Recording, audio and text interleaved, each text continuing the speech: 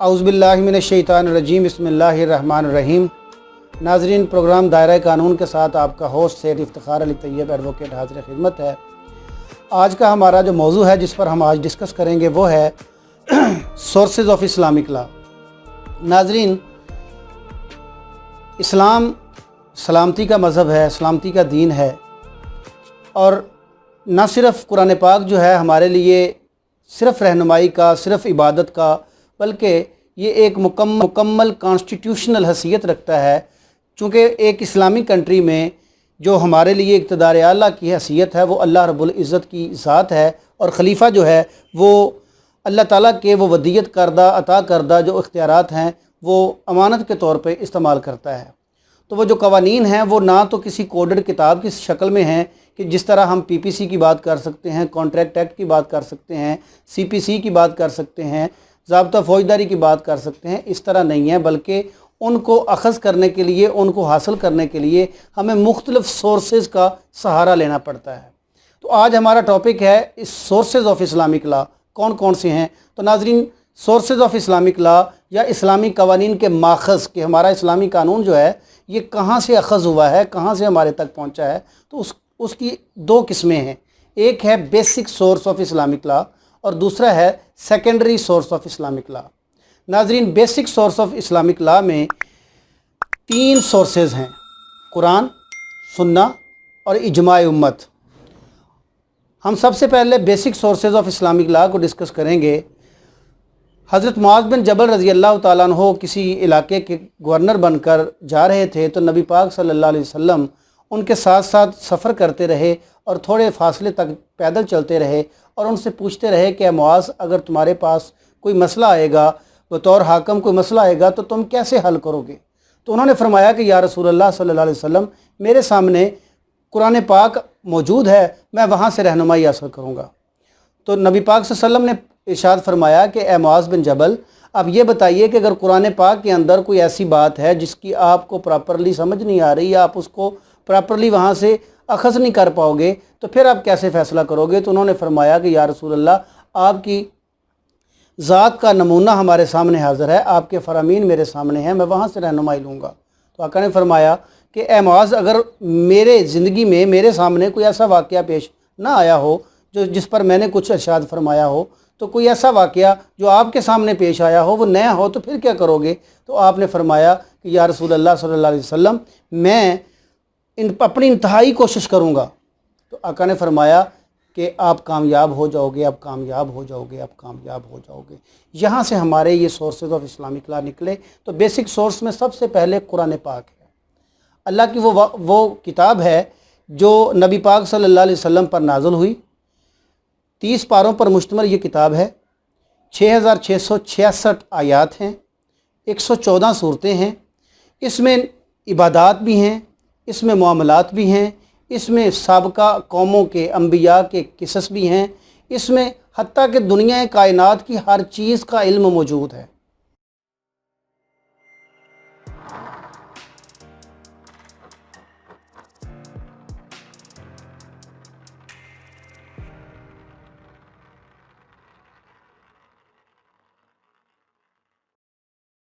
अब हमारी अपनी कुता इल्मी, कुता नज़री है कि हम उसमें से वो प्रॉपरली, हम तो आज तक अलिफ लाम मीम के मानी नहीं ढूंढ पाए, हम वो हरूफ मुक़त्तात को नहीं समझ पाए। तो कुरान पाक को मुकम्मल तौर पे समझना तो बहुत बड़ी बात है। तो अल्लाह ताला की तरफ से जो हमें कुरान पाक हमें दिया गया, जिसके बारे में यहाँ तक कह दिया कि इन्ना नहनु नज़्ज़लना ज़िक्र व इन्ना लहू लहाफ़िज़ून। फिर फरमाया कि इस किताब के अंदर जो ला इकराह फ़िद्दीन, फिर फरमाया इसके अंदर जबर कोई नहीं है। फिर अल्लाह ताला ने फरमाया कि इसके अंदर किसी शक व शुबा की गुंजाइश नहीं है। तो वो किताब ऐसी किताब है जो हमारे लिए सबसे आला, सबसे अरफा, सबसे बुलंद तर है, सबसे ज़्यादा पढ़ी जाने वाली किताब है। तो कुरान पाक पहला सोर्स ऑफ इस्लामिक लॉ है, जहाँ से हम इस्लामी कानून को अख़ज़ कर सकते हैं। इस्लामी कानून बनाते वक्त कोई भी मुज्तहिद जो है, इज्तिहाद करने वाला जो है, या कोई भी मुफ्ती जो है, या कोई भी कानून साज इदारा जो है, वो वहाँ से रहनुमाई हासिल करेगा। अल्लाह ताला ने कुरान पाक में इरशाद फरमाया, अल्लाह फरमाते हैं कि नबी पाक सल्लल्लाहु अलैहि वसल्लम की ज़िंदगी हमारे लिए बेहतरीन नमूना है। सईदा अम्मा आयशा सिद्दीक़ा रज़ी अल्लाह ताला अन्हा से किसी ने पूछा कि नबी पाक सल्लम की ज़िंदगी के बारे में बताइए, तो आपने फरमाया कि क्या आपने कभी कुरान नहीं पढ़ा। इसका मतलब ये हुआ कि अल्लाह के नबी की ज़िंदगी जो है, अल्लाह के नबी के जो फ़रामीन हैं, अल्लाह के नबी के जो आमाल हैं, अफ़ाल हैं, सुन्नतें हैं, वो कुरान पाक की मुकम्मल तौर पे इंटरप्रिटेशन है, ताबीर व तशरीह हैं। तो अगर हमें कोई मामला, कोई मसला दरपेश है और हम कुरान पाक से रहनुमाई लेना चाह रहे हैं, लेकिन हम अपनी कोताही इल्मी की वजह से वहाँ से उस बात का मसला नहीं ढूंढ पा रहे, तो हमें इंटरप्रिटेशन के लिए सुन्ना की तरफ जाना पड़ेगा, हदीस की तरफ जाना पड़ेगा, आका सल्लम की ज़िंदगी की तरफ जाना पड़ेगा, ताकि हम उसकी बेहतर तरीके से इंटरप्रिटेशन कर सकें। तो नाज़रीन, कुरान पाक के बाद जो दूसरा सोर्स ऑफ इस्लामिक लॉ है, बेसिक बुनियादी सोर्स ऑफ इस्लामिक लॉ है, वो है हमारे लिए सुन्ना। अब सुन्ना को हम अगर इन डिटेल देखें तो नबी पाक सल्लम के वो अफ़ाल जो आपने फरमाए, आपके जो अक़वाल जो आका ने अपनी ज़बान से इरशाद फरमाए, और बाज़ ऐसे मामलात जहाँ आका ने सकूत फरमाया, यानी हदीस कौली, हदीस फ़ेली और हदीस तकरीरी। कौली से मुराद आका ने अपनी ज़बान मुबारक से इरशाद फरमाया, फ़ेली से मुराद आका ने ख़ुद वो काम करके दिखाया, और हदीस तकरीरी से मुराद है, सुन्नत तकरीरी से मुराद है कि वो काम, वो मामला जिस पे आका सल्लम ने ना तो मना फरमाया और ना ही आका सल्लम ने उसके ऊपर किसी भी किस्म की हुक्म फरमाया कि आप करिए, बल्कि खामोशी, सकूत अख्तियार फरमाया। तो खामोशी नीम रज़ामंदी होती है। खामोशी से मुराद है कि आका ने उसको पसंद फरमाया। तो ये तीन किस्में हैं सुन्ना की, हदीस की, कौली, फ़ेली और तकरीरी। उसके अलावा ये दूसरा सोर्स ऑफ इस्लामिक लॉ है। कोई वाक़या, कोई मामला, कोई मसला दरपेश है तो सबसे पहले हम कुरान से रजू करेंगे, फिर अल्लाह के नबी के फ़रमान की तरफ हम जाएंगे। ये दूसरा बेसिक सोर्स है।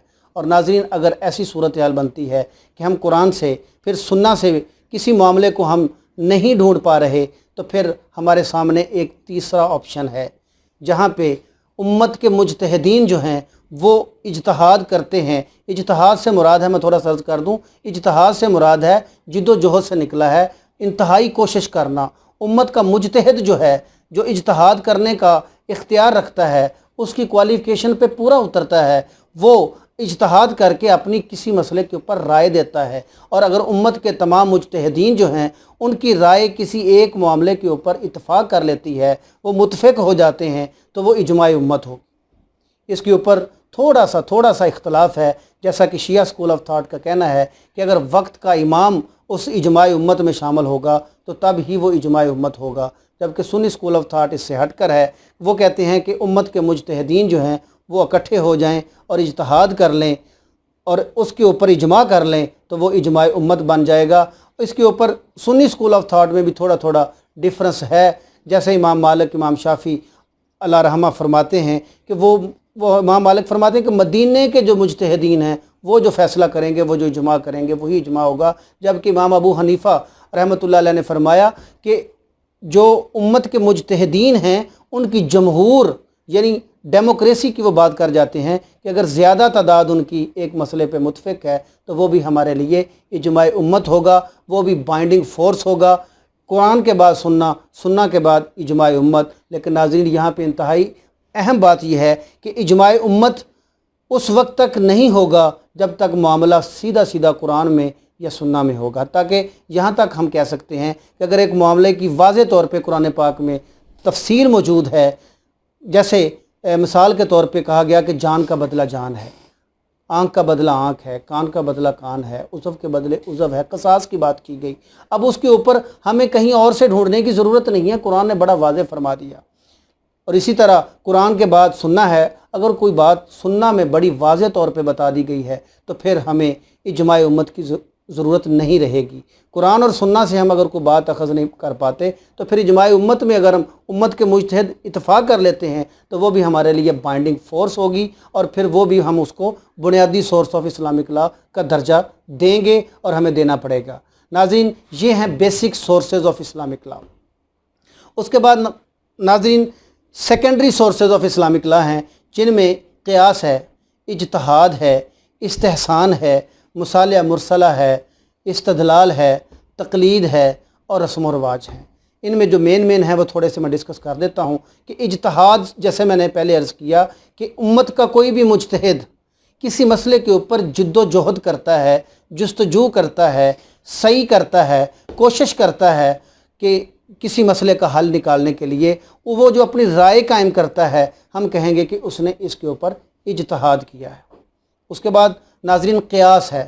قیاس سے مراد ہے کہ ایک معاملہ آج پینڈنگ ہے، ہمارے سامنے ایک مسئلہ درپیش ہے، تو وقت کے ایک معاملہ ہمارے سامنے موجود ہے، ہم اس کے اوپر ہمیں کوئی واضح حکم نہیں مل رہا، نہ ہمیں قرآن پاک سے ہم ڈھونڈ پا رہے ہیں، نہ سنہ سے ڈھونڈ پا رہے ہیں، نہ ہی اجماع امت میں کوئی ایسا میٹر جو ہے وہ ڈسکس ہوا تھا۔ تو ناظرین ہم اس سے ملتا جلتا پیچھے کو حکم دیکھیں گے۔ میں اس کی مثال دے کر تھوڑا سا ایلیبوریٹ کرنے کی کوشش کرتا ہوں کہ مثال کے طور پہ ہمارے سامنے آج کے دور میں ایک مسئلہ درپیش ہے کہ ہم نے ہیروئن، چرس، افیوم و دیگر اس طرح کے جو یہ حشیش اور یہ دوسرے نشے آ گئے ہیں، آئس وغیرہ، اب ان کی بابت ہم نے سزا ڈھونڈنی ہے۔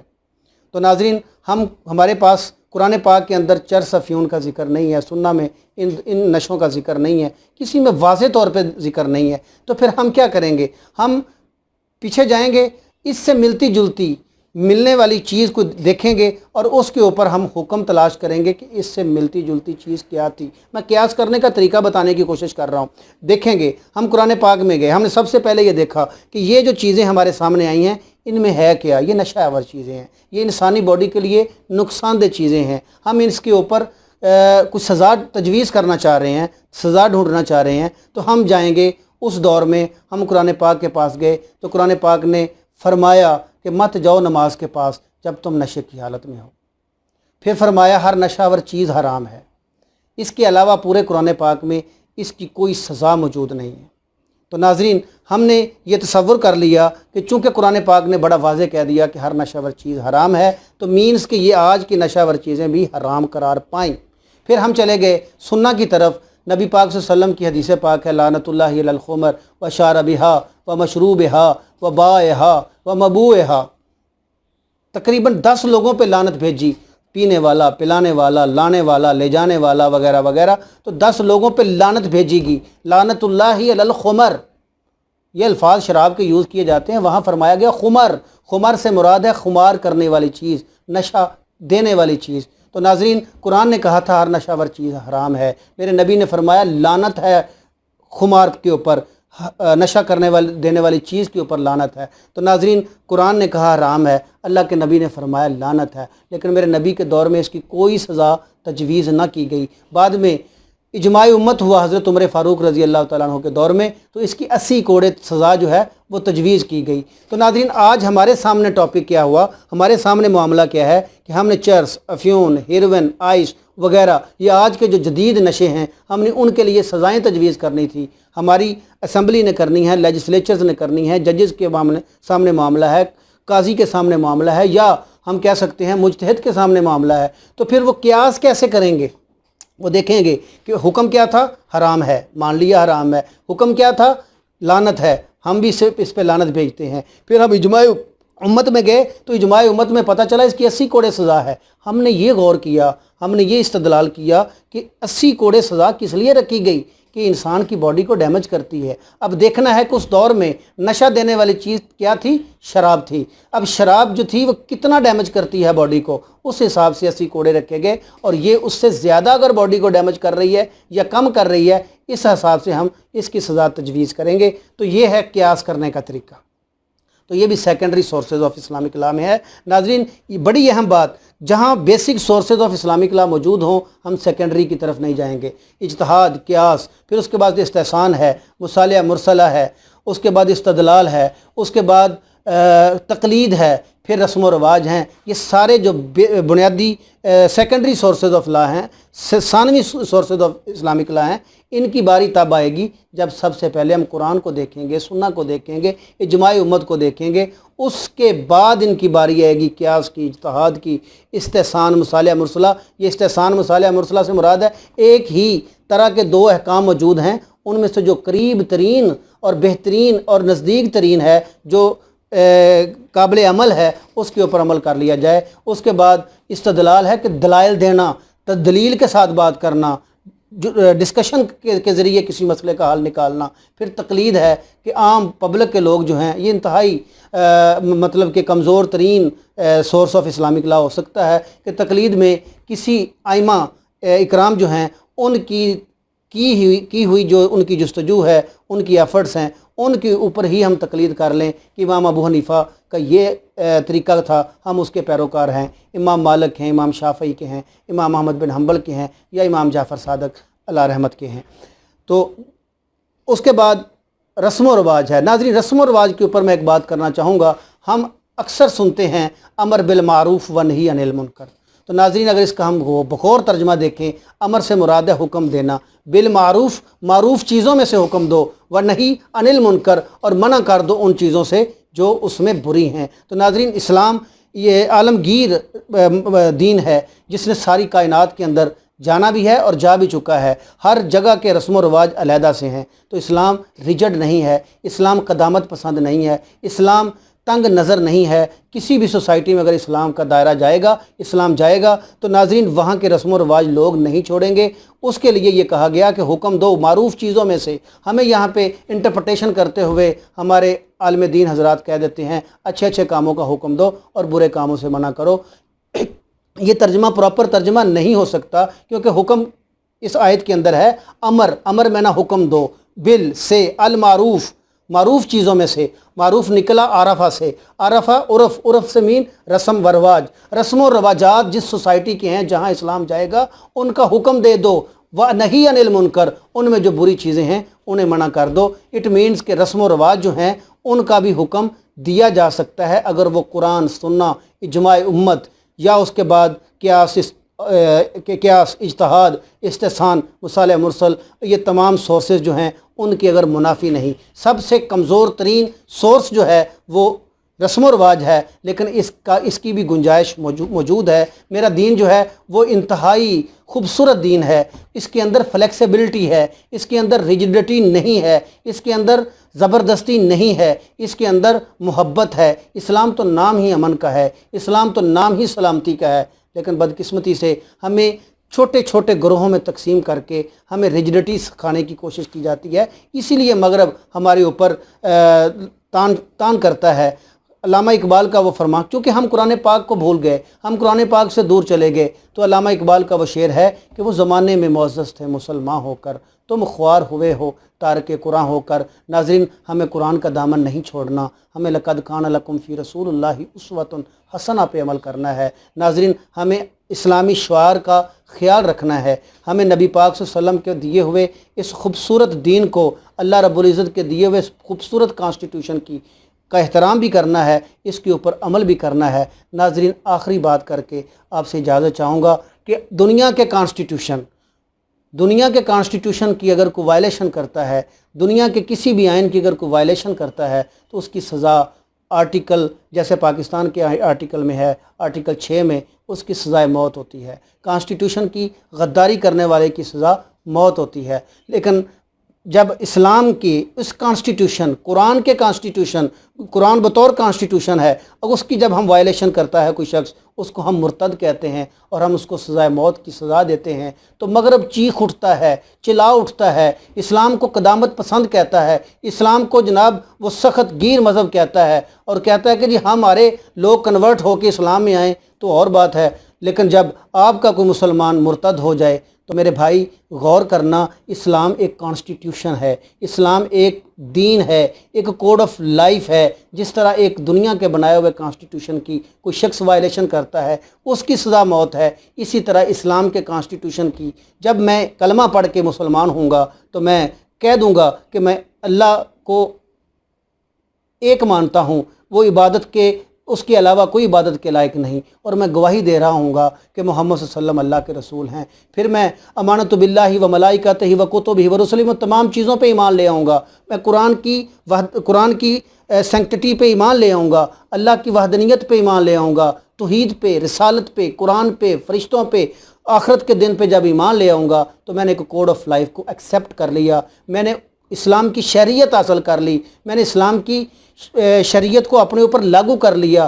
آج ملکہ برطانیہ سے جب کوئی سٹیزن شپ لیتا ہے، کوئی शरीयत लेता है तो वो उसका हलफ उठाता है। इसी तरह एक मुसलमान जब इस्लाम कबूल करता है तो वो उसका हलफ उठाता है। उस हलफ की वायलेशन करने वाले को अगर दुनिया के कॉन्स्टिट्यूशन वाले को सज़ाए मौत है तो इस्लाम के वायलेशन करने वाले को भी मुर्तद कहा जाता है, और मुर्तद होने के बाद उसकी भी सज़ा मौत है। इसके ऊपर किसी को चीखना नहीं चाहिए। ये इस्लाम की खूबसूरती है। नाज़रीन, इन्हीं अल्फाज के साथ आपसे इजाज़त चाहूँगा, और आइंदा टॉपिक पे इंशाअल्लाह।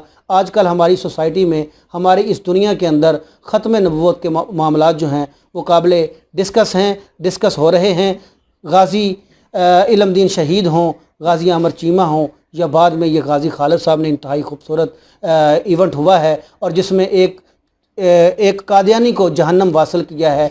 ऐसी सूरत हाल में आम नाजरीन तक, आम शहरियों तक मेरा ईमान है कि अल्लाह की ज़ात और उसके बाद नबी मोहतरम सल्लल्लाहु अलैहि वसल्लम की ज़ात पर मेरा ईमान होगा तो ही बेड़ा पार है। और मेरे नबी को ख़त्म नबूवत पर कोई लफ्ज़ कोई मुसलमान बर्दाश्त नहीं कर सकता। मेरे नबी आखिरी नबी हैं, उनके बाद किसी की जुर्रत नहीं है कि वो ये कह सके कि मैं नबी हूँ, नाउज़ुबिल्लाह। क्योंकि अल्लाह ने कुरान में फरमा दिया कि नबी पाक सल्लल्लाहु अलैहि वसल्लम मर्दों में किसी के बाप नहीं हैं बल्कि ख़ातमुन नबीयीन हैं। और मेरे नबी ने भी फरमा दिया कि ला नबी बादी, मेरे बाद कोई नबी नहीं है। जब कोई नबी नहीं है तो हम किसी मलाउन को, किसी मुसलिमा कज़ाब को, किसी काने कादियानी को हम नहीं मानते, बिल्कुल नहीं मानते। इस ऐसे मामलात पर हमारी सोसाइटी में बेशुमार वाक़यात किए जा रहे हैं। इसके ऊपर पाकिस्तान का लॉ क्या कहता है, पाकिस्तानी कानून क्या कहता है, उसका प्रोसीजर क्या कहता है,